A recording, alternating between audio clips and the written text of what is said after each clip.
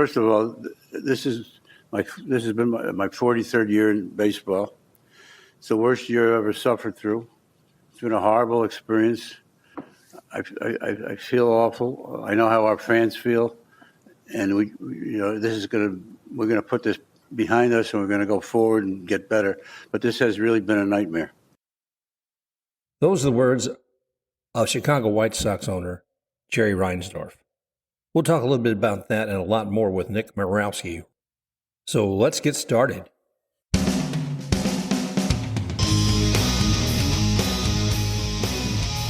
Welcome to Baseball Biz on Deck. I am Mark Corbett, your host, and with me today, I have returning that man who knows everything about the White Sox, and I'm talking about Mr. Nick Murawski, Mr. Good Guys Talk Back podcast himself, him and Pat Hester, I believe. But today, we're very fortunate to have Nick here. Hey, Nick, how you doing today, man? Mark, it is a pleasure. Thank you so much for bringing me back and wanting to talk Chicago White Sox during this season. Hey, brother, I know it has been a tough year. I know we talked earlier, just beginning as the season was starting to roll out, and there was some question about what's happening here at the beginning, and is he able to pull things together, and what's his mindset, and how's that going with the team? But it has not been the season that any White Sox fan would have liked to have had thus far.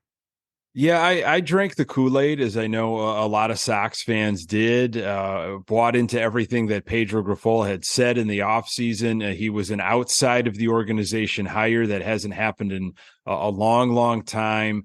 It was different. And after 2022, we needed something different. However, when you pull a lot of those layers back, you realize that the folks making the decisions, though, were still around. And yes, Pedro Grifol was different. He brought in a different coaching staff to support him. I loved the focus in the offseason. I loved what he had going on at Camelback Ranch in Arizona during spring training. And yeah, with the management saying, hey, look, if we could get some health, if we could get guys to bounce back to accustomed levels, or just simply levels that we think that they can execute at, I think we've got a shot here in this AL Central. And I did buy into that. And quickly, I would say, things kind of went sideways and tires were just spinning. And, obviously you saw what happened at the trade deadline. They had to make some serious decisions. Yeah, we're going to talk about some of the decision-making from that front office too, because it has been curious at best. But before we dig into that, I want to take a look at who the Sox were at the beginning of the season and who they are now. I think opening day, I'm looking real quickly here at shortstop, Tim Anderson, center field, Luis Robert Jr., first base, Vaughn was playing there, designated hitter on that particular game, Jimenez, third base, Moncado, left field, Benintendi, and catcher, Grandal. Elvis Andrews for second base, right field, Gonzalez, and Dylan Cease was pitching that day. Of that staff, who are we seeing of those guys that are still with us? All of them? Some of them? There are several, yeah. Of all those names, the position players that you rattled off, just about everybody is still there. And we haven't really had major injuries. Tim Anderson missed some time. Moncado, probably of all of those has probably missed the most. I haven't looked at those numbers or games played in a while. The pitching staff is different. With everything that has happened at the trade deadline and with some injuries, and the bullpen has just been, such a rotation. Again, guys have been traded, guys have been hurt, some guys have been DFA'd. Some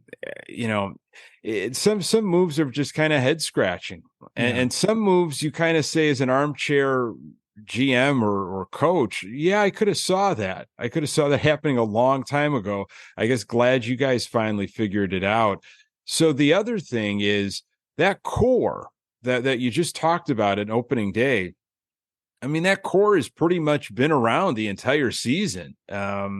Luis Robert Jr. is having just an absolutely amazing season. And that And that is the real positive. It's such a shame. We finally get a Luis Robert Jr. that's healthy. He can play in 85-90% of the games, if not more, which is unheard of. He's in uncharted territory right now with games played. And you're seeing the offensive numbers and the defense that he can put up on a regular basis. And to have it lost to this season, that's a real shame.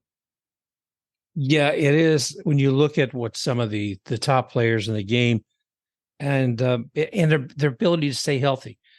Looking across, you look at the Yankees with Judge. Oh, I mean, the poor guy runs into the wall, is out so many games. I mean, and he had injuries in the past. He was very smart about negotiating his contract, as he did so well with all those home runs last year. But, everybody knew that Judge has been injury prone. They're eating some of that money now. If you look at traditionally what with the Angels, Mike Trout, he has not been able to stay healthy all year long. Every team faces this, but it seems sometimes like the top tier talent, the top dollar talent, that happens with. But it sounds like, with Robert Jr., he's staying healthy. I'm glad to hear that. Yeah, he is. That has been a change for the last couple years. We have had all kinds of injuries, whether he's jamming a thumb, sliding, or a hamstring issue or a hip problem. He's such a talented athlete. And, I just feel like, he goes and he does things almost effortlessly, but everything that's in motion, whether he's stealing bases or trying to leg out something or tracking down a ball in the outfield, and the stuff he's doing at the plate, like you're almost bound to pull something. You've got so many muscles and you got so much happening. And it's, he's changed some things, I think, in the off season. I think his focus has been, though, to stay on the field. And we're seeing what can happen when you get a healthy Luis Robert Jr. Well, let me ask you this, Nick. Are Sox fans saying this is not necessarily all of the elements I want to see on the field right now? Are you willing to spend some money, Jerry? Right. Is the owner and the 87-year-old owner willing to put somebody in there maybe with a little bit more pop or talent that you're currently not seeing on the White Sox? Well, Jerry will say that he spends money, and the Sox do spend money, but it's often how it's allocated. I don't think they spend money in the right ways. And I think they sometimes limit themselves and say, well, this should be good enough, especially with the division that we play in. But I want to see, the Sox are one of the few teams, I think there's maybe 3 out there that have yet to assign a player to a $100 million contract. And that, again, the money sometimes doesn't equate success. We've seen it, in baseball. We've seen it in other sports where, we're seeing it right now, I think, with owners that have thrown a lot of money and they're not getting the results that they want. But I think what Sox fans are saying is like, just try it. Can you try it once, Jerry? And we'll see. I mean, I have talked to so many White Sox fans and they've reached out to me and, whether it's just, on social media or in person or family, friends, lifelong Sox fans, season ticket holders for 18, 25 years. And they're saying, no, I cannot invest the money moving forward. They have not, they've broken me pretty much is what a lot of folks are saying. And, I got my invoice just a couple days ago, of the payment plans and how that all can be set up. And I have to have a conversation with my rep, who I love. He's an absolutely outstanding rep, but I have to wait to see what direction you're going in this off season. What are you doing? Because what you did with the shakeup, okay, but that was not enough. Not enough. I look at what the White Sox, how they stand with the owner, Jerry Reinsdorf, 87-year-old man who wants to move forward. What was he said the other day? I'll play it here in a bit, but it's basically that it's been a nightmare this past year. It's been the worst of the 43 seasons that he has been involved with baseball. And his answer to address that has been, I think a lot of people scratch their head, maybe a little curious about What action are you really taking here, Jerry? Yeah. Yeah, I got part of that quote pulled up. He said, if I were a fan, I'd be pissed, I'd be very angry, but at the same time, this is the first really, really bad year. We won the division in 2021. We were 500 last year. That's nobody's goal to be 500, but that's still average. This is the first disaster. This is the first real disaster.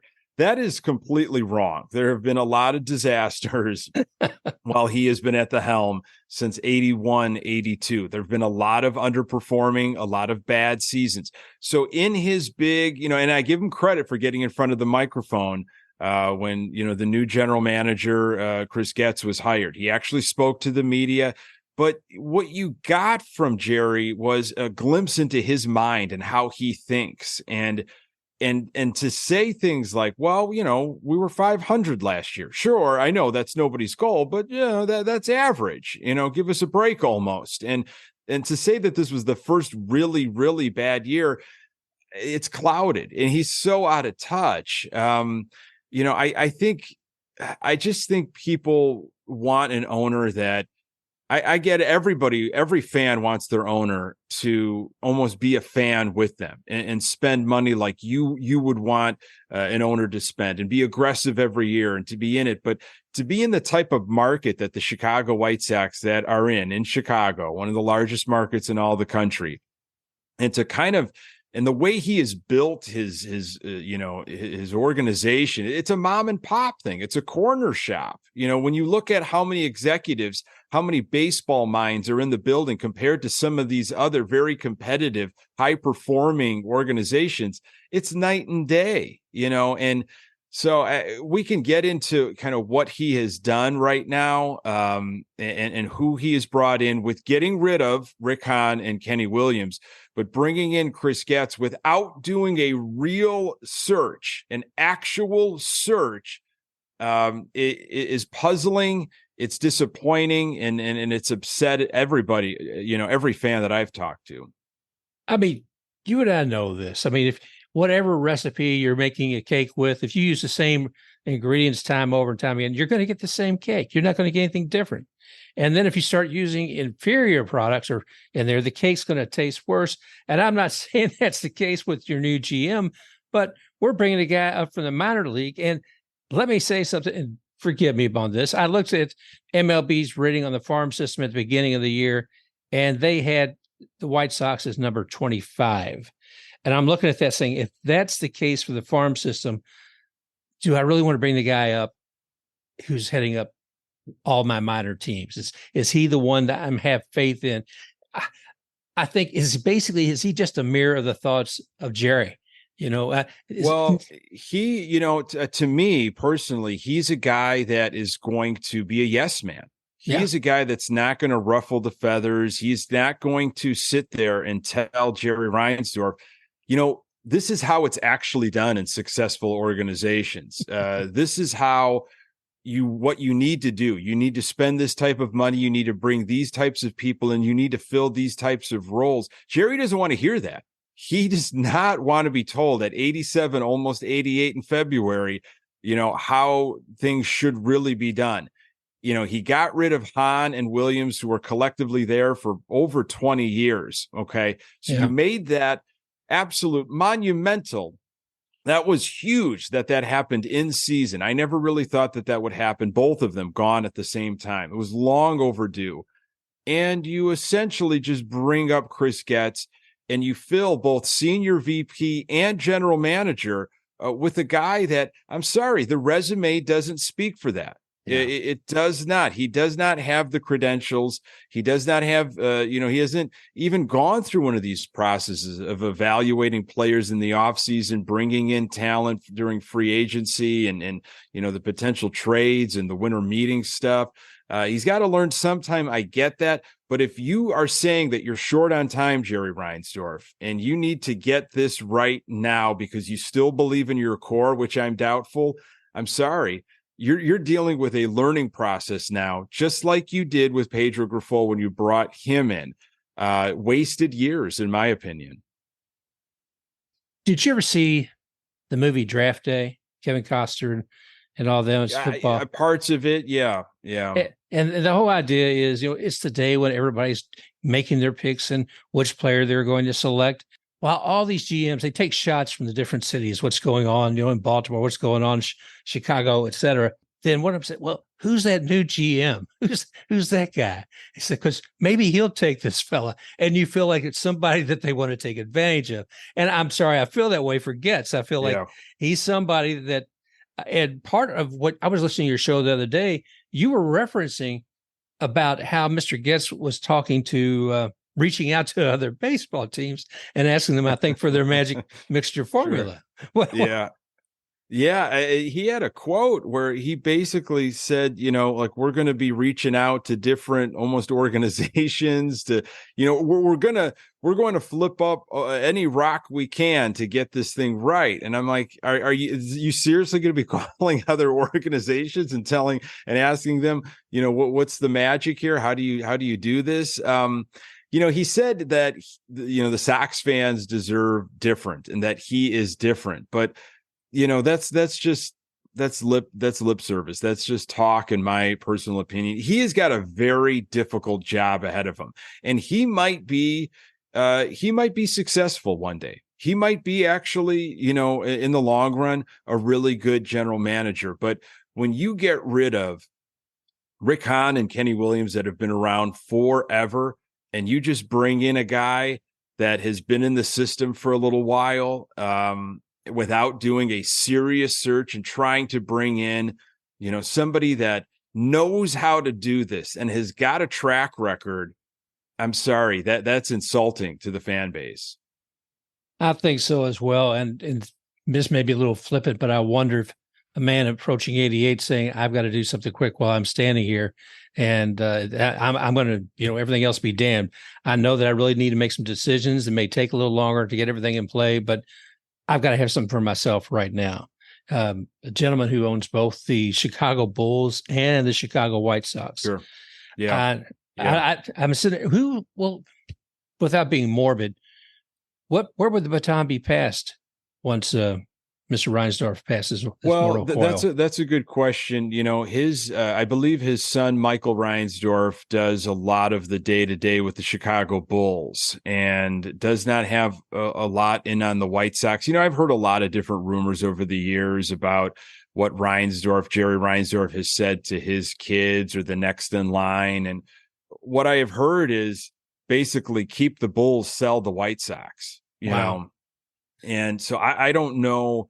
I don't think that would stay in the family. I have a feeling that might get, the organization group, the brain trust, whatever, they might find a different ownership group if he does pass, or, it sounds like he is not willing to sell at any time soon, despite some of the rumors, the things that have come out from Bob Nightingale or other sources. The other troubling thing with this whole, GM hire and Chris Getz's press conference is he went out and he actually said that Pedro Grifol is safe. His job is safe for 2024. And when you see what has been happening with the White Sox, they are lifeless. It doesn't look like this team that a lot of these players will be around, I think, in 2024.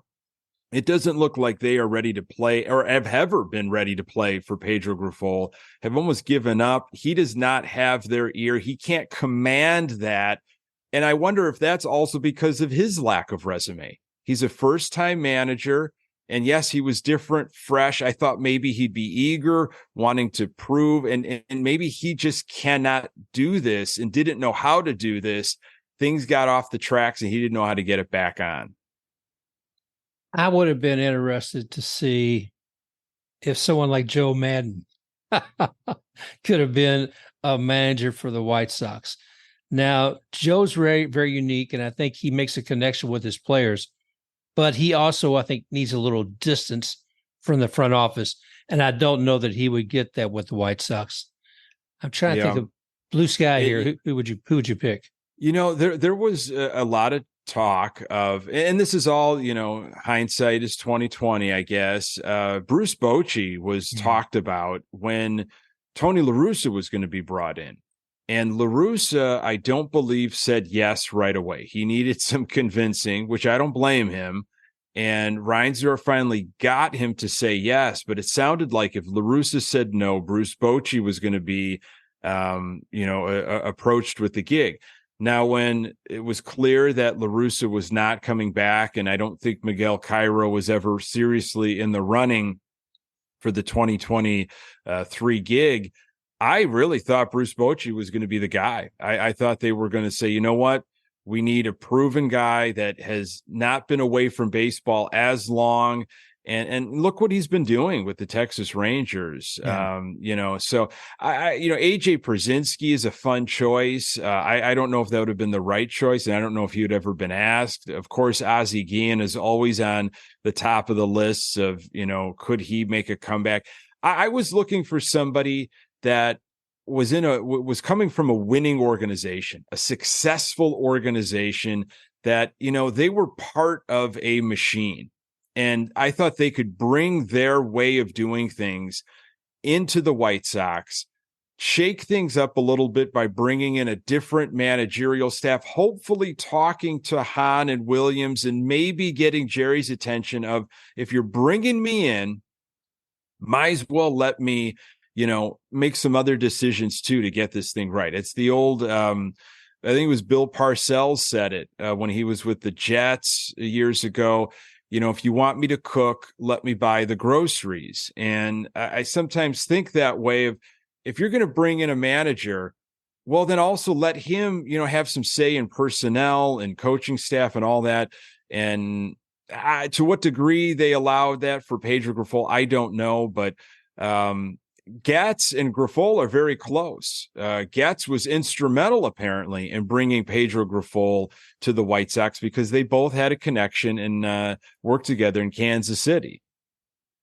Well, that sounds like a good energy that I didn't realize existed. I was curious. I was watching a while back, Nick. Jerry Reinsdorf had Grifol and his new consultant meet together Tony. in late August. And I said, Tony La Russa. Okay. Wow. So and this isn't anything against Tony, but I'm asking myself, if you're looking for new ideas, one, either maybe you didn't let Tony or this do what he needed to do, or maybe health issues impeded that. But looking outside is the key. I really do believe that. But and he's just not the guy to do it.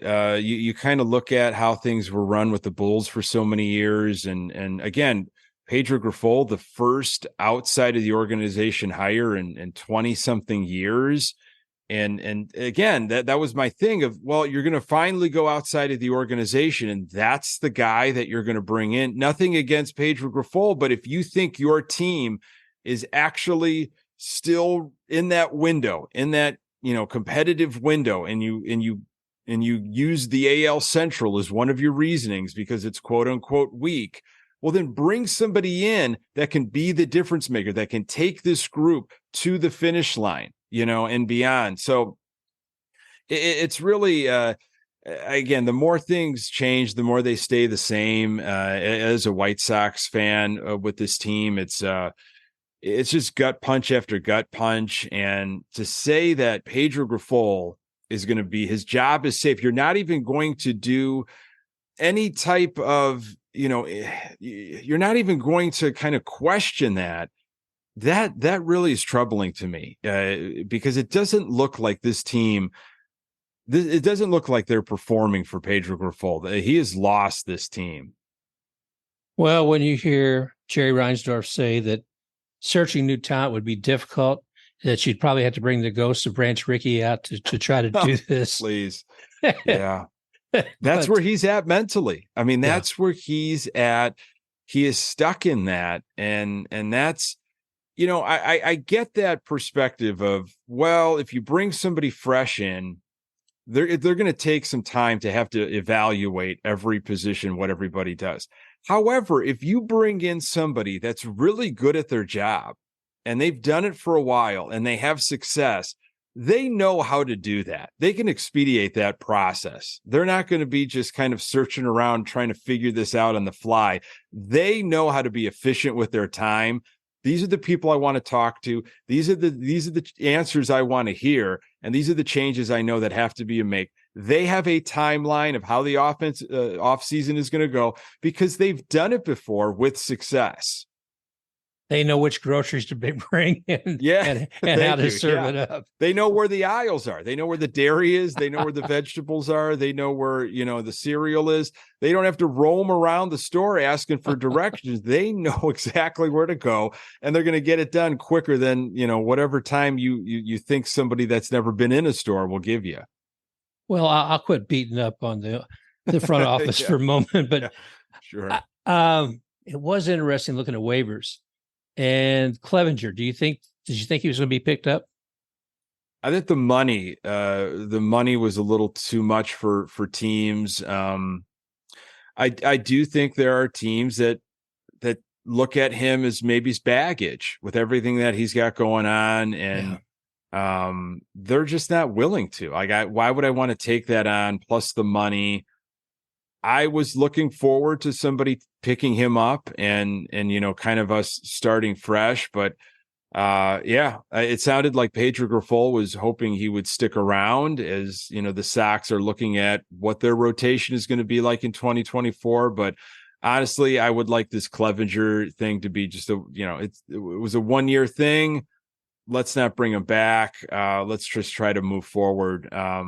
But yeah, I wasn't shocked by that. Not at all. I was more surprised what the Angels were doing with Giolito and with Lopez. Jeez, Manitli.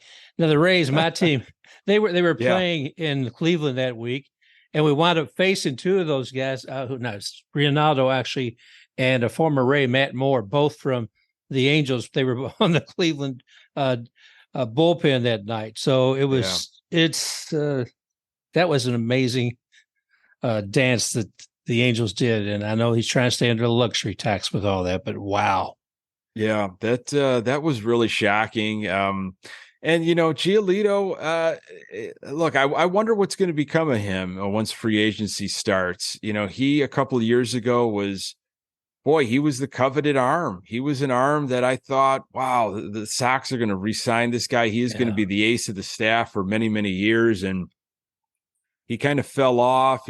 He picked things back up this year. I mean, he was one of our more reliable starters, which, again, if you were like me and saying, you know what, I know where this season is going, I just kind of want them to trade off some guys and get some prospects and build up this farm system. I was excited to see Giolito pitch well, because that meant we were probably going to get something for him, because Reinsdorf and the brain trust, the powers that be, they don't pay for pitching.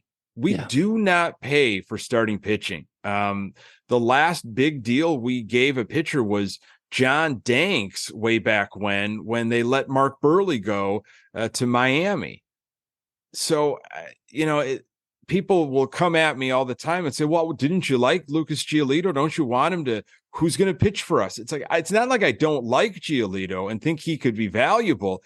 It's just the reality is the White Sox do not pay for pitching, especially young, almost homegrown. He wasn't homegrown. He came from the Nationals, but he really, he kind of learned his way with the White Sox.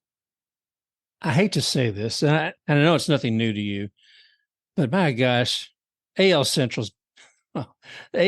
gets kicked around a lot. I mean, earlier this year, I was hearing people say, hey, did you realize you can count 1 to 10 going down from AL East to AL Central? I said, well, yes, I understand that all the teams in AL East at this time are above 500, or a little more.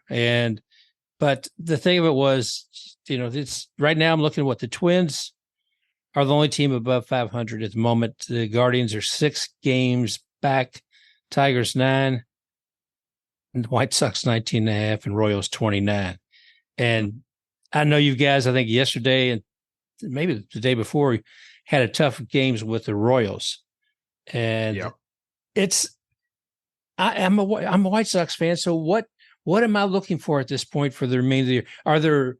Are there certain achievements that I expect a player to hit? Or is there a certain game that I want to see? What is it that keeps me going for the rest of 2023? That's an excellent question. I think that's what, Pat and I talk a lot about on Good Guys Talk Back, and what other Sox fans will, when I get together with other Sox fans, it's really what's the game plan? Because, once football starts, which it already has, but once NFL starts and the Bears start playing, I mean, it really becomes all attention goes to the Chicago Bears. So if you are still paying attention to this White Sox team, I would look at guys like Corey Lee, who's a catcher that they got maybe from the Astros for Kendall Graveman. He's been getting a lot of playing time. He might be a catcher of the future with Yasmani Grandal leaving. And I don't see him at all coming back in a White Sox uniform after this year. Sox DFA'd Sebi Zavala. So it really opens up.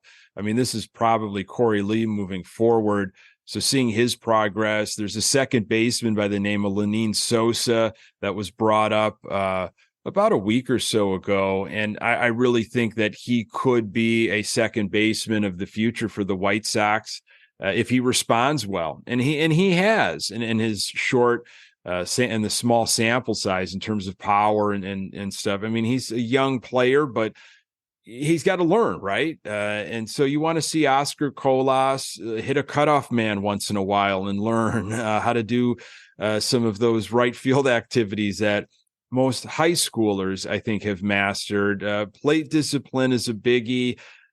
Michael Kopech, I don't even think we have enough time to truly break down the Michael Kopech stuff. I feel sorry for Michael Kopech. He looks in all of his post-game interviews that he is just as confused as every fan watching him. Oh. It sounds like they might be trying to bring him out of the bullpen now for his next go-around, which means he's going to miss his next start, and they're going to try to tinker with him coming out of the bullpen, which has got to be a huge confidence shot. Again, Michael Kopech, one of the two jewels of that Chris Sale trade back in the fall of 2016. It was Kopech and Moncado. And here we sit, September 2023, and we truly don't know what we have out of Moncado and definitely Kopech. So, just continue to appreciate Luis Robert Jr., and every home run is like a new milestone.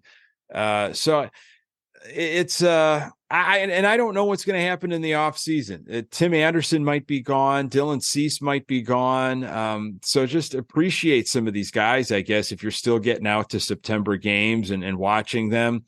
You never know what's going to happen. They say it's not going to be a rebuild. They're actually going to try to be competitive in 2024, but you have to be kidding me. If you've been watching this team regularly, I'm sorry, that is just something I think for season ticket holders to latch on and say, well, maybe I will re-up for 2024. They say that they're going to be competitive, but if you've been watching, you know that this is going to be a rough year next year. Well, I wish you guys all the best. I mean, the White Sox are such a legend. I think I told you before, sometimes I work down to the Tampa Baseball Museum, which is actually in the home of Al Lopez, the manager of the White Sox. 59. And looking at that, and so the White Sox have a special place in my heart too, for that alone. And as a child, I love the Gothic lettering when I was a kid too, but anyway, that's silliness. A lot of history, Mark. I mean, depending on who you talk to, it could be 1900 or 1901. I mean, they're a charter member of the American League. They have been around for a long time. I mean, so much rich history. So when somebody says, boy, the White Sox are just so bad, how are you a fan? Why are you a fan? It's like, well, I'm a multi-generational. My parents are Sox fans. My grandparents are my great-grandparents were Sox fans going to games. So you're kind of born into it, But someone did ask me, not too long ago, they said, if somebody is looking to just find a team, would you recommend the White Sox? Now with they're changing the guard with Hahn and Williams. And I said, no. Do not do that to yourself. It is a tough franchise. Go look at the Orioles or the Reds. They seem to be fun. The Cardinals are fun. Yeah, the White Sox are tough. Well, it helps you enjoy those special moments when things are going well. Absolutely. You got it. I believe that. I truly do. So tell me a little bit more about Good Gas Talk Back and your podcast, you and Pat Hester. Yeah, Pat and I, we met in college, and we were doing radio and TV and broadcasting. We actually called college baseball games at our university, and we got to be really close friends. Found out we were both Sox fans, and that was just like instant. And so we did some radio together, and we've been just lifelong friends. And, when podcasting kind of became a little bit more mainstream, equipment was a little bit easier. You could kind of set it up through a Zoom or a StreamYard. And it wasn't that scary, I guess, to edit and post and do this. It's like, you know what? I don't think the White Sox are fully represented in Chicago. We've got two big AM stations, and also the Sox just do not give content creators a lot of material to talk about, right? It's just they're not something that you want to spend your time on. It was the Blackhawks for a while. The Chicago Bears always draw. The Cubs, of course, will always, be something more interesting than the Sox for big radio. So I said, let's figure this out. I think there is there's a want for this. And we both know this team, and I feel like we've got perspectives. We're passionate. I think this could be something of entertainment. And that was a while ago. That was the winter meetings of 2018. So we're in our fifth season doing this. It's a weekly podcast. This past season, we started to go live on Sunday nights on our YouTube channel, so you can watch us or consume the audio wherever you get your podcasts. And we're on Twitter or on X, whatever we're calling it. We've got a little bit of, I think we've carved out a little bit of following over the years, and it's really therapeutic for Pat and I to just get together once a week and talk White Sox and air out all of our grievances. And it's been wonderful to connect with other Sox fans that have been following us over the years and get their perspectives as well. So, and the name Good Guys Talk Back, of course, comes from the early 90s when the Sox changed stadiums, changed colors. They were the black and white, and they had a very popular slogan, good guys wear black. So we switched it to Good Guys Talk Back. I love it. And you guys are easy to find too. I mean, any kind of Google search as far as finding you on YouTube. What's your handle on X, Twitter, whatever? Yeah, you could find me at Nick_GGTB. All right. Wow. Well, Nick, I can't thank you enough, man, for joining us once again here on Baseball Biz on Deck. It is always a pleasure having you here. I know it's a tough year, and it's tough to talk about your team when things aren't going as well as you like. But fingers crossed, the future, who knows what it holds. And, maybe Getz and Grifo and Reinsdorf will surprise us with wonderful things to come. Yeah, anything can happen, through thick and thin. I mean, that's how White Sox fans do it. So always a pleasure, Mark. Thank you so much for having me on. Thank you, buddy. Okay, thanks once again for all of you joining us here today on Baseball Biz on Deck. And I look forward to having you all on here again real soon. Thanks again, Nick. You got it. Thanks once again for joining us here today on Baseball Biz on Deck. Remember, you can find us at www.baseballbizondeck.com, or you can find us on Twitter at @TheBaseballBiz. Once again, thank you for joining us today, and we look forward to talking with you all again real soon. Special thanks to XTakeRUX for the music rocking forward. You put a dime in him, you gotta let the whole song play out. He'd like human jukebox.